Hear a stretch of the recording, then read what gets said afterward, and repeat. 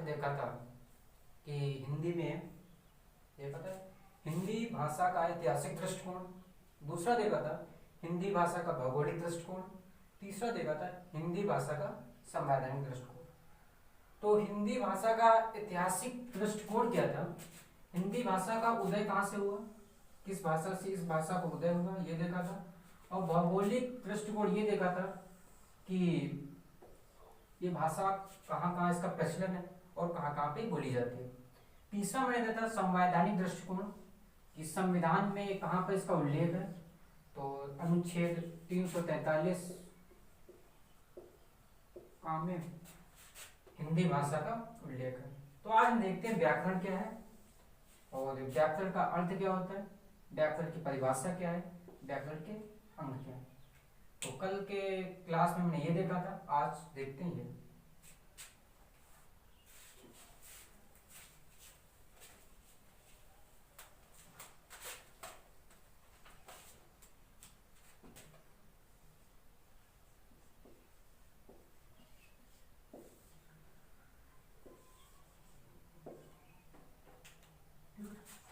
तो पहले व्याकरण देखते हैं, व्याकरण का शाब्दिक अर्थ क्या होता है। तो व्याकरण है क्या, तो व्याकरण का शाब्दिक अर्थ, व्याकरण का शाब्दिक अर्थ,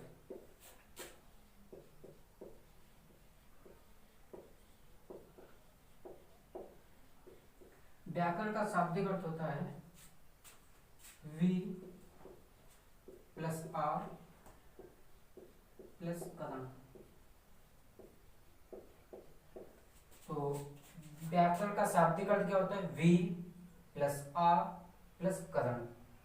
तो ये इसका शाब्दिक विच्छेद होता है। शाब्दिक अर्थ दूसरा होता है शाब्दिक विच्छेद होता है, शाब्दिक विच्छेद।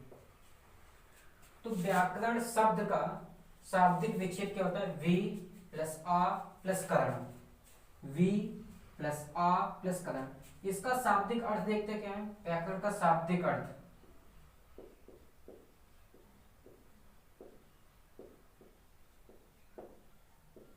शाब्दिक अर्थ होता है भली भांत समझना,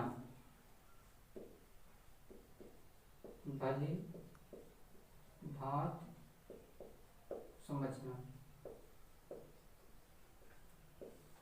ठीक है। तो व्याकरण क्या होता है, तो व्याकरण का शाब्दिक अर्थ होता है, व्याकरण का शाब्दिक विच्छेद होता है वी प्लस आ प्लस करण, और शाब्दिक अर्थ होता है भली भांत समझना। ठीक है। इसके आगे हम देखते हैं कि व्याकरण की परिभाषा क्या होती है। व्याकरण की परिभाषा, इसका अर्थ देख लिया और इसी के आगे देखते हैं परिभाषा क्या होती है।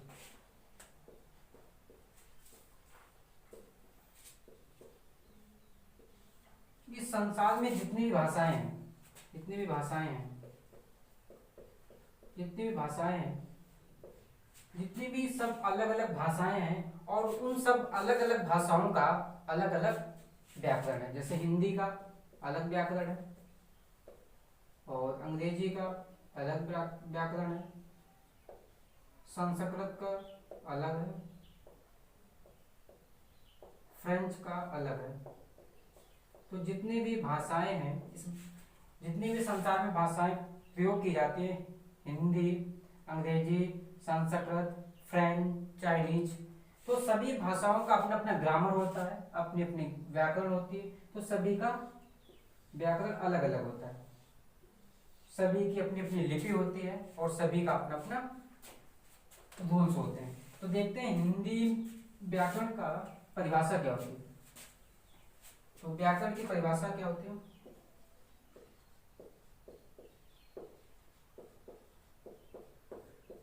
व्याकरण के अंदर हम क्या देखते हैं, व्याकरण के अंदर जो है कोई भी भाषा होती है, भाषा का क्या करते हैं, शुद्ध लेखन देखते हैं, शुद्ध उच्चारण करना सीखते हैं,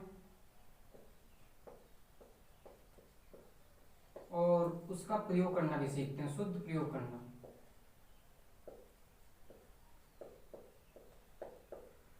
तो व्याकरण की परिभाषा यहीं से बन के आएगी।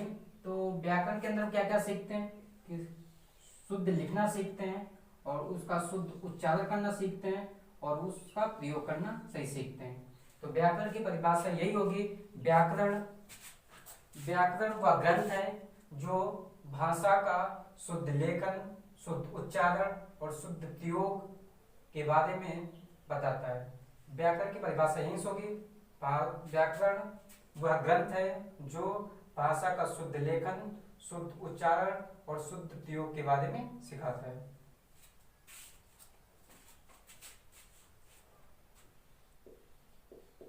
व्याकरण वह ग्रंथ है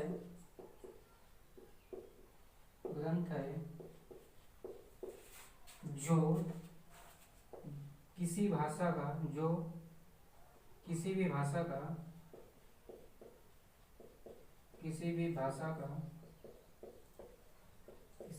का शुद्ध लेखन,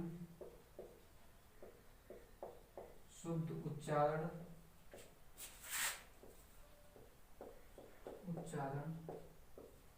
शुद्ध प्रयोग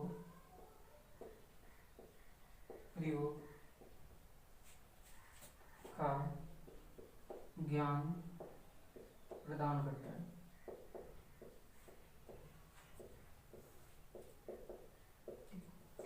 तो व्याकरण की परिभाषा ये हो गई, व्याकरण वह ग्रंथ है जो किसी भी भाषा का शुद्ध लेखन, शुद्ध उच्चारण, शुद्ध प्रयोग का ज्ञान प्रदान करता है, उसे क्या कहते हैं? व्याकरण कहते हैं। तो व्याकरण का मैंने क्या है, व्याकरण के शाब्दिक विच्छेद देगा और व्याकरण का अर्थ देगा, व्याकरण की परिभाषा। अब देखते हैं व्याकरण के कौन कौन से अंग होते हैं। तो यहाँ देखोगे, आगे देखते हैं व्याकरण के कौन कौन से अंग होते हैं। ठीक है,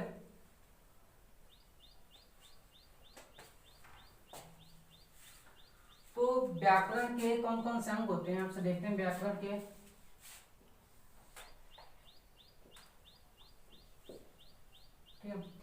व्याकरण के यहाँ पे 3 अंग होते हैं। एक होता है वर्ण, दूसरा होता है शब्द, तीसरा होता है वाक्य। ठीक है, तो व्याकरण कौन से होते हैं? एक होता है वर्ण, दूसरा होता है शब्द, तीसरा होता है वाक्य। वर्ण किसे कहते हैं, दूसरा होता है शब्द किसे कहते हैं, तीसरा वाक्य किसे कहते हैं। तो यहां से देखते हैं कि वर्ण किसे कहते हैं और शब्द किसे कहते हैं और वाक्य किसे कहते हैं।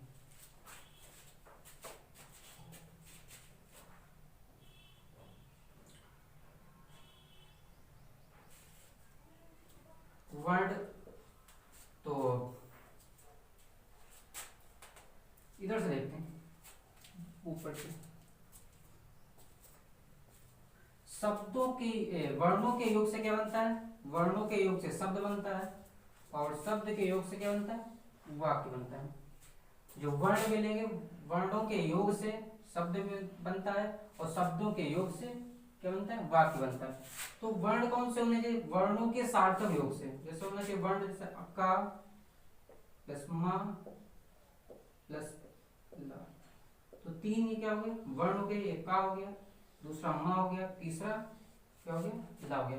तो तीनों वर्णों के योग से क्या बन गया? एक शब्द बना। उसे शब्द क्या बोला? कमल। तो ये क्या वर्ण? एक का वर्ण है, दूसरा मा वर्ण है, तीसरा ला वर्ण है। तीनों को आपस में योग किया तो योग करने से शब्द बना, इसे बोलेंगे कमल। अब कई शब्द मिलेंगे तो शब्दों के मिलने से क्या बनेगा? वाक्य बनेगा। ठीक है, तो वर्णों के योग से शब्द होता है, शब्दों के योग से वाक्य बनता है। तो यहां से डेफिनेशन होती है वाक्य किसे कहते हैं। यहां से डेफिनेशन देखते हैं, पहले कि डेफिनेशन देखते हैं कि वाक्य किसे कहते हैं। दूसरा शब्द किसे कहते हैं, तीसरा वर्ण किसे कहते हैं।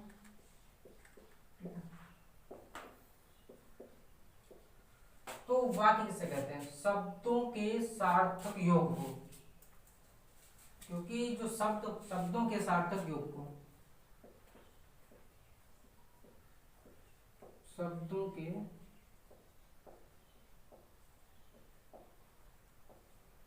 सार्थक योग को, शब्दों के सार्थक योग को वाक्य कहते हैं।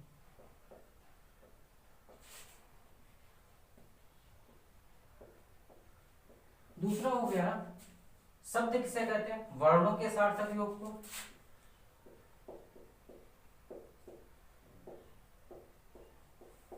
वर्णों के सार्थक योग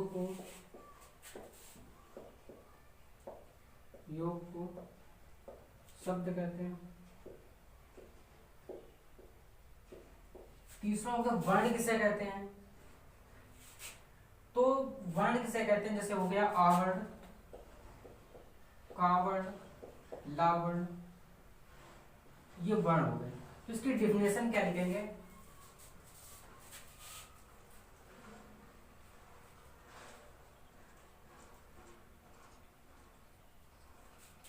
भाषा की सबसे छोटी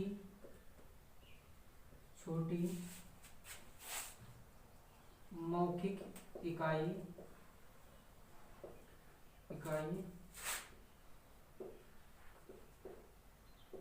को जब लेख का रूप दिया जाता है,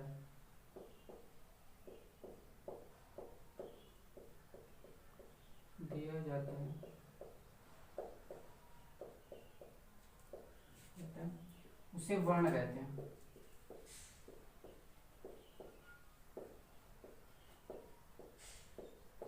तो क्या, तो वर्ण किसे कहते हैं? भाषा की सबसे छोटी मौखिक इकाई।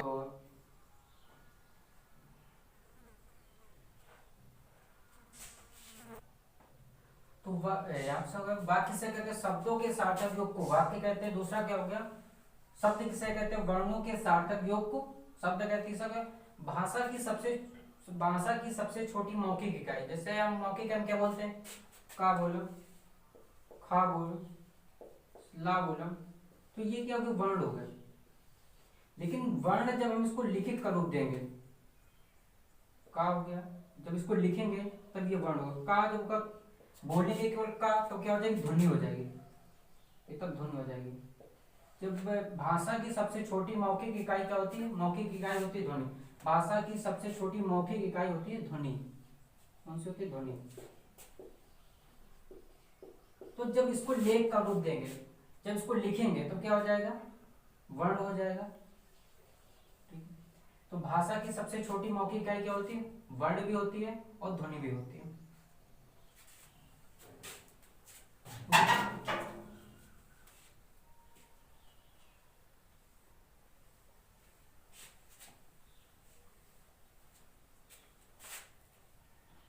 ठीक है, यहां से 4-5 क्वेश्चन बनते हैं। भाषा की सबसे छोटी मौखिक इकाई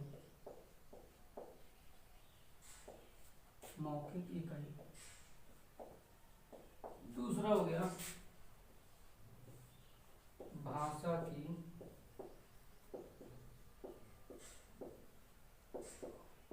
सबसे छोटी लिखित इकाई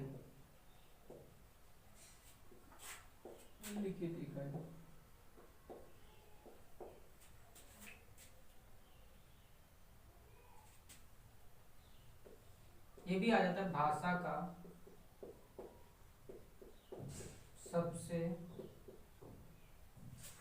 भाषा की सबसे बड़ी इकाई।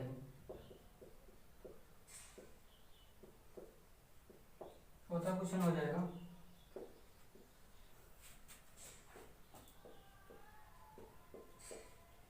अर्थ के आधार पर भाषा की सबसे छोटी व बड़ी इकाई, छोटी व बड़ी इकाई। ठीक है, 5वां हो जाएगा, अर्थ के आधार पर, ये तो हो गया अर्थ के आधार पर, दूसरा भावार्थ के आधार पर, जिसका भावार्थ के आधार पर,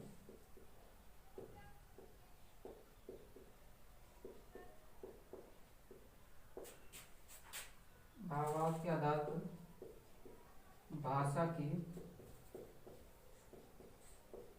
सबसे छोटी इकाई।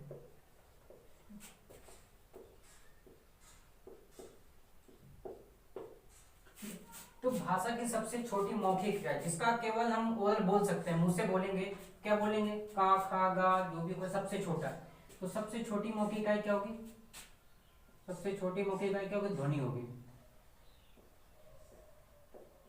सबसे छोटी मौखिक इकाई क्या होगी, ध्वनि होगी। केवल भाषा की मौखिक इकाई होना चाहिए, मौखिक जिस चीज को बोलना है केवल, तो भाषा की सबसे छोटी मौखिक इकाई क्या होगी, ध्वनि हो गई।